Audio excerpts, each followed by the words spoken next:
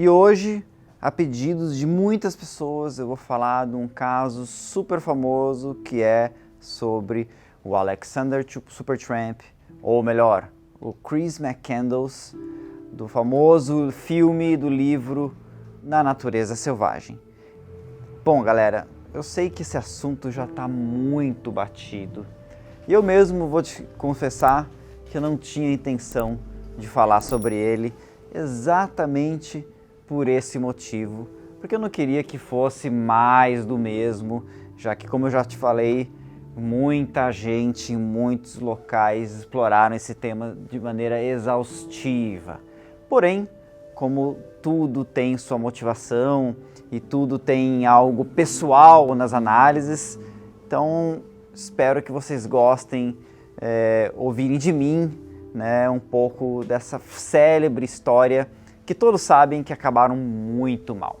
Então, para começar, quem foi Christopher McCandless? O Chris McCandless, ele foi um americano, nascido em 1968 e falecido em agosto de 1992, e ficou muito famoso pelo livro de Jon Krakauer, Na Natureza Selvagem. Ele era um jovem idealista, uma pessoa muito romântica. Romântica, galera, no sentido filosófico, ou seja, o romantismo é uma corrente de pensamento em que você idealiza as coisas, e esse era o maior perfil, né, de Chris McCandless. Ele era formado em História, então já pela própria profissão que ele decidiu seguir, mas que nunca acabou vivendo disso, né, já demonstra que ele tinha uma busca por conhecimento. Ele até, inclusive, chegou a estudar e se aprofundar na antropologia. Então era uma pessoa bem diferenciada, escrevia bastante e lia muito. Era uma pessoa que tinha muita influência de grandes escritores que tergiversavam sobre a liberdade, sobre a condição humana, sobre a solidão, como é o caso de Jack London, de Tolstói e de David Thoreau. Né? São todos autores que escrevem muito a respeito dessas questões humanas, da solidão, dos objetivos de vida e da idealização das nossas vidas, né? Então, assim, basta você ir atrás do que dizem esses autores, as ideias que estão por trás dos seus livros, né? Você tem sempre aquela ideia de que o meio natural é um meio que liberta e que a sociedade humana ela é corrompida e que nas cidades você tem essa relação superficial e artificial entre as pessoas e isso tudo é ruim, é uma energia muito má, enquanto que na natureza é que você se encontra consigo mesmo, que os objetivos naturais são aqueles que fazem a pena viver, enquanto que os objetivos do mundo urbano e materialista são superficiais e, enfim, eles não levam uma felicidade plena, não é?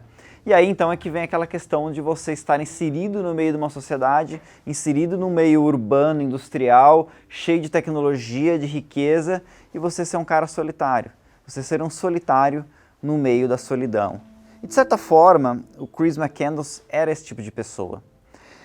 Ele nasceu na Califórnia, mas ele cresceu no subúrbio da capital dos Estados Unidos, de Washington, na Virgínia.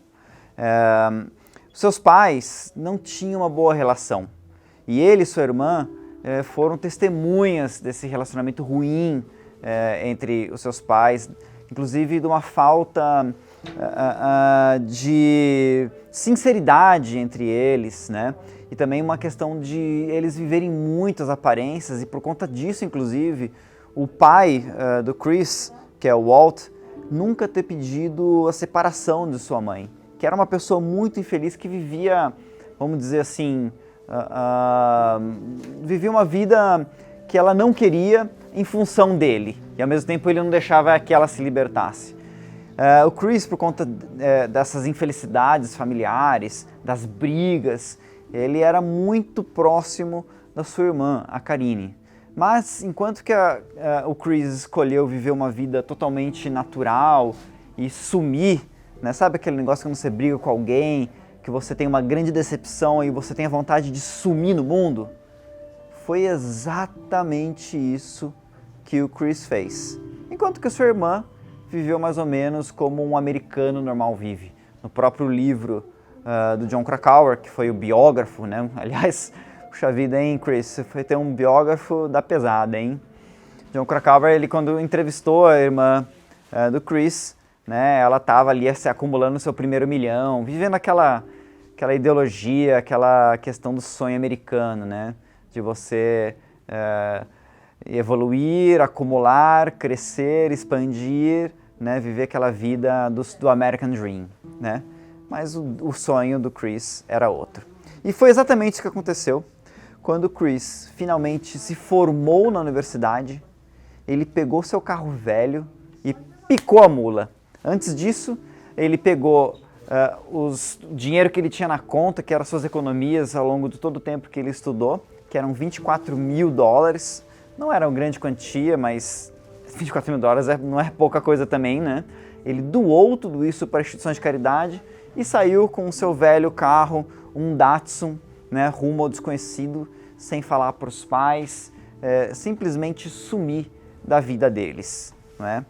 E foi exatamente a primeira coisa que chamou a atenção do Krakauer quando ele foi atrás da vida, da viagem do Chris, o fato de que quando o Chris ele estava com o carro dele, ele estava com pouco dinheiro e tal, ele, durante a viagem ainda com o carro, ele resolveu acampar na beira de um rio, né? Houve uma chuva muito forte, esse rio encheu e acabou levando o carro dele. E aí ele abandonou o carro e não só abandonou o carro, como ele também pôs fogo no resto do pouco dinheiro que ele carregava consigo, né? Quando o carro dele foi encontrado, né, inclusive as pessoas que encontraram conseguiu até dar partida no carro, então nem tinha sido um grande problema que tinha atingido o carro dele na enchente. Não recordo, não posso dizer muito bem o que foi naquela época, mas assim, foi uma coisa que foi fácil de resolver ali, aquelas coisas de quem tem carro velho, que você com arame, silver tape e WD-40 você resolve quase todas as coisas. Mas o Chris, ele não fez isso e saiu perambulando pela vida. Aliás, galera, muitas das coisas que o Chris fez, uma das maiores críticas, né, é que ele era um cara que não tinha grande conhecimento nas coisas que estava fazendo. Então ele idealizava muito, mas também não conhecia muito. Então provavelmente ele tinha um carro velho e tal, e você sabe, quem tem carro velho como eu, a gente acaba, sabe, ouvindo qualquer barulhinho, sabe o que é, né? Já conhece o carro por inteiro. E pelo visto ele devia levar no mecânico, né? Mas vamos lá. Ao longo do tempo que ele desapareceu, né, ele foi encontrando com várias pessoas, se relacionando com várias pessoas, e isso é uma coisa muito interessante que o próprio Jon Krakauer pôde reviver no livro, né, que com todas essas pessoas com quem ele conviveu, essas pessoas acabaram estreitando vínculos e tendo uma grande admiração por ele.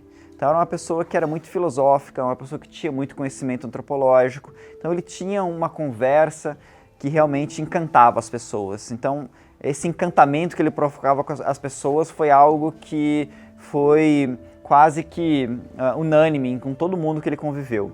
Dentre as pessoas que ele conviveu com um casal de hippies, né, que era a Jan e o Rainey, e teve um primeiro conflito ali, porque apesar deles terem, esses dois hippies terem grande admiração pelo Chris, a Jan teve um grande problema, porque ela própria, ela tinha um filho que também era desaparecido, e ela se sentia muito culpada pelo filho desaparecer e nunca mais entrar em contato com eles. E era exatamente aquilo que o Chris estava falando, estava fazendo, aliás, né? Sumir e deixar os pais sem notícia nenhuma. Aliás, o maior castigo que ele podia fazer com os pais, né?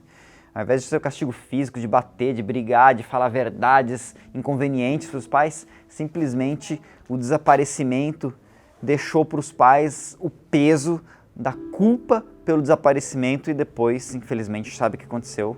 A morte dele, né? A própria Jan tenta, de certa forma, convencer o Chris que ele precisava reatar com os pais, voltar a conversar com eles e abandonar essa jornada maluca que ele estava vivendo, né? e retomar sua vida que ele tinha antes, né? Que era uma vida confortável, de uma pessoa de classe média alta nos Estados Unidos, né? Mas isso não foi suficiente e o Chris continuou sua jornada, né? Mas dessa convivência do Chris junto com o casal, o próprio casal continuou, pôde, né, melhorar o relacionamento entre eles mesmos, né? Uma coisa muito curiosa que foi quando o Chris conviveu com esse casal de hippie, ele ficou no acampamento de hippies, ele acabou conhecendo a Tracy, que era uma adolescente, que era uma menina, inclusive, muito bonita, muito atraente, que se apaixonou por ele, né? Então ele era um cara que ele realmente atraía muitas pessoas, e ele acabou fazendo com que essa garota ficasse apaixonada por ele, e ele acabou destroçando o coração da menina, porque ele abandonou ela para seguir a sua viagem, né? Aliás, isso é uma constante das críticas sobre o Chris, né? Porque ele vai conhecendo muitas pessoas, as pessoas começam a admirar muito ele e ele depois as abandonam. Então, assim, algumas pessoas chamam ele de egoísta, né? Mas eu acho que dessas críticas, eu acho que esse egoísmo era a mais boba das críticas, porque na verdade não é que o Chris era egoísta, o Chris simplesmente era perseverante nos seus sonhos. Então, não era um bom relacionamento com alguém que ia fazer com que ele fosse desistir desses sonhos. Na verdade, as pessoas que tinham que aprender a gostar do Chris, permitindo que ele fizesse as coisas que ele fosse fazer. Nesse interim, um dos relacionamentos mais interessantes que ele teve, que mais fomentou essa discussão de que o Chris era um cara egoísta, foi com um aposentado que na verdade ele recebeu um nome pseudônimo de Ronald Franz, mas na verdade o nome verdadeiro dessa pessoa era Russell Fritz, que foi um marinheiro, né, de 80 anos de idade, que é uma pessoa, um senhor já muito solitário, que não tinha filhos, que já estava lá com uma idade avançada, vivia sozinho, tinha uma vida confortável porque ele tinha uma aposentadoria boa, tinha tudo o que ele precisava, menos alguém. Inclusive o Ron sugere para o Chris dele ser adotado. Então todo o patrimônio do Ron, que quando ele morresse ia ficar para ninguém, ia ficar para o Chris, ele poderia viver a vida dele, né, usufruindo das coisas que o Ron tinha. Mas aí, cara, o Chris ele dá uma lição de moral pro Ron e fala assim: Ron, eu não preciso das suas coisas, assim como nem você precisa delas. O problema de você, o seu problema é que você está se apoiando em cima de mim, né, para resolver um problema interno seu, que é a tua solidão, né? E ele faz isso e acaba deixando o Ron, e até que chega a meio que jogar ali uma conversa de que no futuro eles poderiam se encontrar. O Ron leva o Chris até um certo ponto onde ele iria pegar uma carona para chegar até o Alasca, que era o grande objetivo dele, a grande obsessão dele, era ir para o Alasca e viver uma vida, uma experiência na natureza selvagem, né? Eles nunca mais se encontraram. Dentre as outras pessoas com quem o Chris encontrou, também está o Wayne, né? Que era uma pessoa muito viva, muito inteligente, mas que tinha problemas com a lei, né? O Wayne ele foi uma das pessoas que deu trabalho pro Chris. Não foi um trabalho assim intelectual, foi um trabalho de peão, né? Que é uma coisa bem interessante dele, mesmo ele sendo um intelectual, por que não dizer, mesmo aos 24 anos de idade, ele sempre trabalhou com o que for, né? Ele trabalhou de peão na colheita do centro-oeste americano, junto com o Wayne, ele trabalhou numa lanchonete fritando hambúrguer, enfim, ele fez tudo quanto é tipo de trabalho possível sem reclamar, assim, como parte desse mundo idealista, né, vivendo condições de muita dificuldade. Mas com o Wayne ele teve uma relação muito bacana, e o Wayne foi um cara que fomentou muito com ele, né, dele ir atrás desse sonho de viver na natureza selvagem. Porque até então, qual que o Chris estava fazendo? Trabalhando no meio rural do centro-oeste americano, no meio de maquinários agrícolas, no meio de estocagem de grãos. Cara, isso não tem nada a ver com natureza selvagem, pode ser um mundo rural. Mas, ou seja, isso demonstra, inclusive, que o Chris ele era muito idealista, mas até então ele não tinha ido atrás e não tinha nenhuma experiência de viver no mundo de natureza selvagem. Na verdade, o que ele tinha era um espírito de rebeldia, né? Rebeldia por ter abandonado a sua vida, né? E uma teimosia e uma grande resiliência em manter o seu planejamento, né? De viver independente dos seus pais, sem dinheiro como fosse. Inclusive uma grande punição para eles, como já falei anteriormente. Enfim, em 1992, em abril de 92, o Chris finalmente chega no Alasca.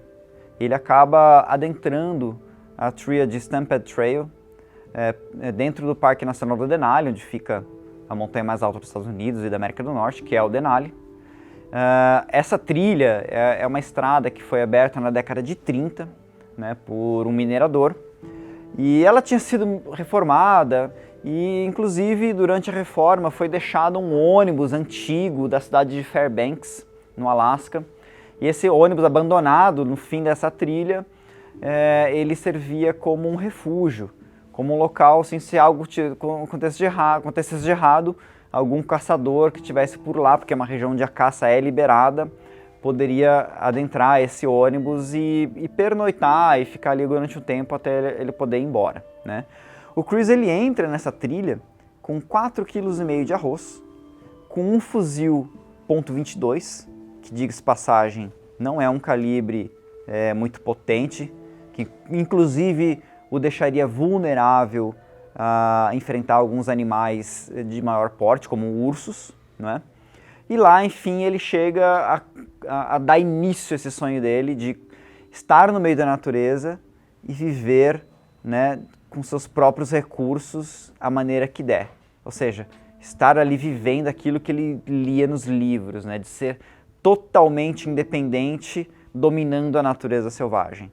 Bom, abril é fim de outono, né? Lá no hemisfério norte, mês de julho, junho, já começa o verão. Então, de princípio, ele sofre muito com o problema, sofre muito com a neve e tudo mais, só que depois disso a neve vai derretendo e ele consegue ali sobreviver por bastante tempo, mas ele não era uma pessoa habilidosa, né?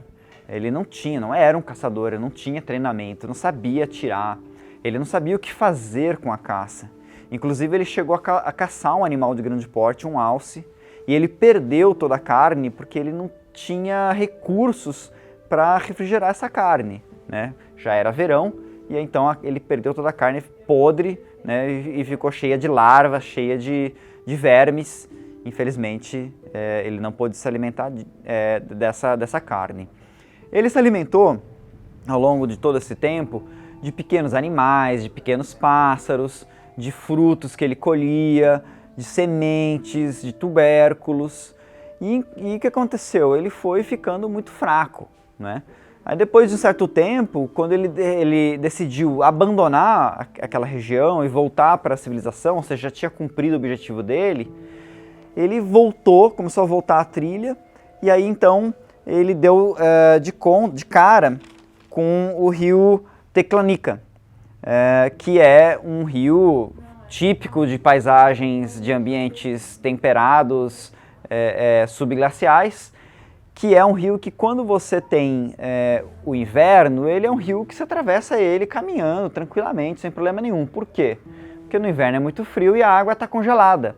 Mas como ele fez isso em agosto, né, que é auge do verão, já teve um grande derretimento em julho, o rio estava muito cheio e ele não conseguiu cruzar esse rio. Aí vem todas as críticas sobre ele, porque muito próximo de lá, 400 metros, existia uma ponte que dava para atravessar aquele rio e ele não sabia. Por quê? Porque ele foi romântico e ele se embrenhou no mato, sem equipamento, sem formação, sem nada, porque ele queria viver aquele sonho da natureza selvagem, não é? Aí ele acabou retornando pro ônibus e a situação dele foi só piorando, só piorando, só piorando. Ele emagreceu muito, não é? E ele acabou falecendo em agosto de 1992. Quando ele foi encontrado, um mês mais tarde, em 6 de setembro daquele ano, os caçadores que estavam passando por lá e acabaram encontrando o corpo dele, leram, né, viram escrito na porta do ônibus, SOS, preciso de ajuda. Estou aleijado, quase morto e fraco demais para sair daqui. Estou totalmente só. Não estou brincando. Pelo amor de Deus, por favor, tentem me achar. Estou lá fora apanhando frutos, nas proximidades. Volto em breve. Né? Então isso já demonstrou muito sobre como foi os últimos dias dele. Então ele acabou vivendo da coleta de pequenos frutos e de pequenos tubérculos.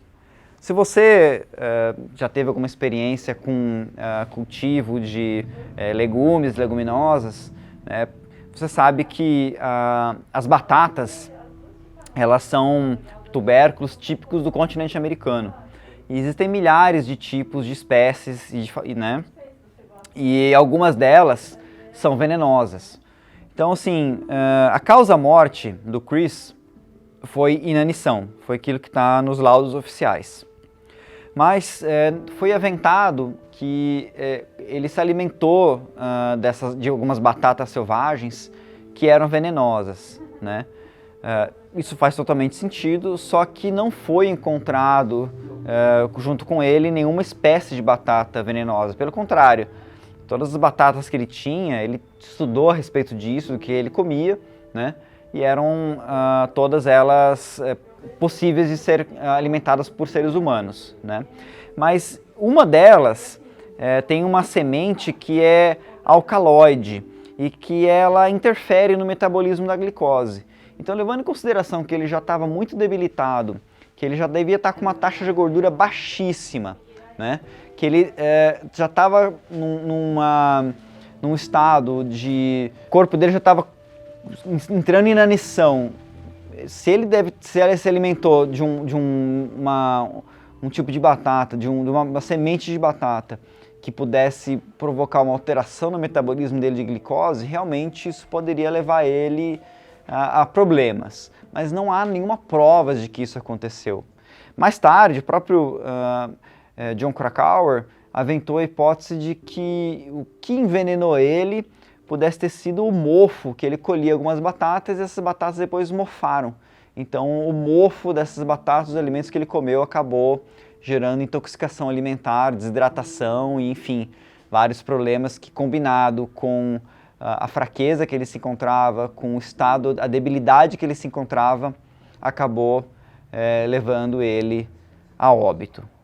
Bom, a história dele foi contada com uma riqueza filosófica digna de um best-seller, que é o livro Na Natureza Selvagem. É um livro belíssimo.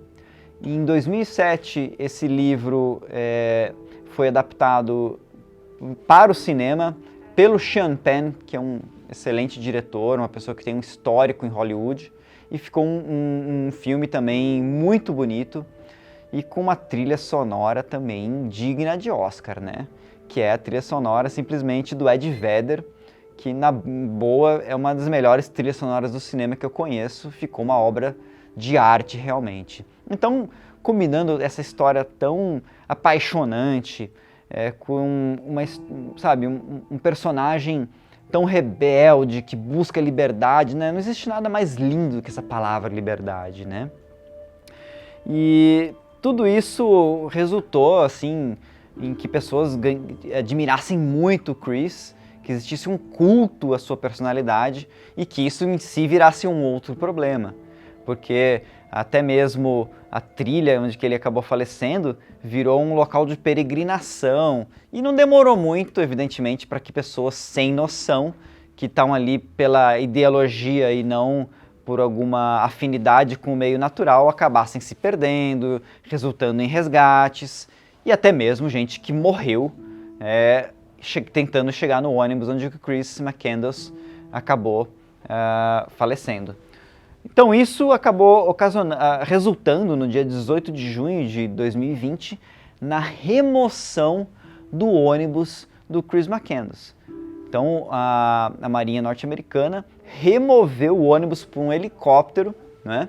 A imagem que vocês estão vendo agora, para então que as pessoas parassem de peregrinar até aquele ônibus e assim parasse também de ter tantos resgates, de tantos problemas. Então assim, até por uma coisa bem engraçada, porque muita gente adora o Chris, mas lá no Alasca a galera odeia ele, né? A galera fala que o Chris era um sem noção, que o Chris ele era um irresponsável, um imprudente, que ele foi para lá sem a condição de ter sobrevivido. Então era evidente que ele ia morrer. Então assim, ele foi lá quase para se suicidar. Então muita gente acha que ele foi estúpido, não é? Que ele não era romântico, ele simplesmente foi estúpido. E ainda as pessoas acabam criticando quem gosta dele porque acha que é estúpido igual, né? Então se você gosta de uma pessoa que foi estúpida, você acaba sendo igual a ele, né? Porque de fato a maioria das pessoas são pessoas que têm essa, né, idealização das coisas. Tanto é que muitas delas acabaram tendo que ser resgatadas. Independente se você gosta ou não gosta do Chris, se você acha que ele foi um Zé Mané ou se ele foi um gênio, né? A história é essa, o resultado a gente sabe. Eu mesmo tenho algo a falar sobre isso, porque eu li o livro Na Natureza Selvagem no ano de 1998, eu fui muito influenciado por essa história, e no ano de 1999 eu comecei a empreender um planejamento para fazer algo semelhante, mas eu não fui seguir os passos do Chris, eu fui seguir os meus próprios passos, e acabou que no ano 2000 realizei uma viagem de carona com pouquíssimos recursos, aonde eu fui até Ushuaia, na Patagônia, e retornei com muito pouco dinheiro. Só que diferente do Chris, além de ter voltado vivo, eu escalei várias montanhas no meio do caminho. Dentre elas o próprio Cerro Plata, que foi minha primeira montanha nos Andes, uma montanha de quase 6.000 metros de altitude, que a gente fez sem guia, carregando todo o peso, com pouco conhecimento, e acabou tudo dando certo. Essa história, né, inclusive o nome dessa viagem, eu acabei batizando de A Odisseia Austral, acabou virando um livro que eu estou lançando recentemente, vai ser um lançamento em breve, né, que eu vou contar essa história de quando eu tinha apenas 20 anos de idade, influenciado pela história do Chris McCandless, fui à procura da minha natureza selvagem e acabei encontrando a minha essência no montanhismo. Bom, galera, espero que tenha gostado dessa história, espero que tenha gostado da minha interpretação dos fatos. Se você gostou desse vídeo, não deixe de curtir esse vídeo, de se inscrever no nosso canal e assinar para receber as inscrições toda vez que um vídeo novo for lançado por aqui. Valeu e até a próxima!